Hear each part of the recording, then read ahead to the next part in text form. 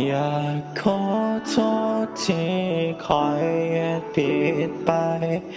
อยากขอเจ้ากลับมาสิได้บอ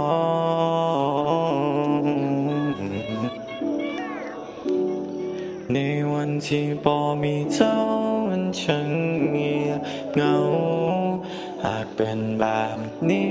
คอยคงจะต้องตาย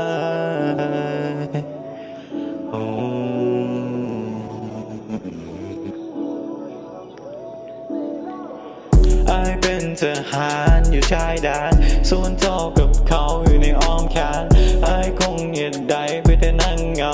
เบิ่งเจ้ากับเขายังได้จุ่มแขนแต่ก็ยังมีเสียวนั้นอยู่ข้างกายนั่งจุดสมุนไพรแล้วพากันลอยไป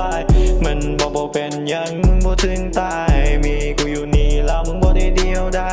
เอ้ยเอ้ยเอ้ยโอ้โอ้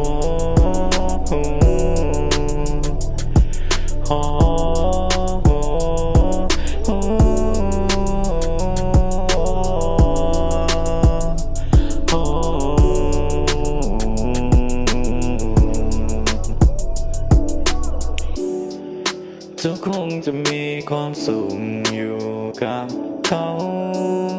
ไอ้คงเห็นได้เพียงแค่กอดเปืนและนั่งเหงา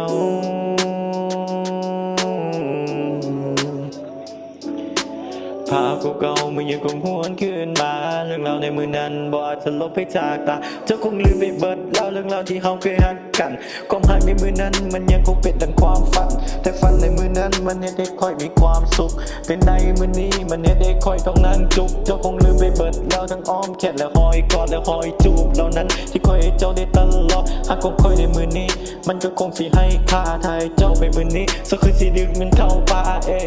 เอ้ยเอ้ยเอ้ยโอ้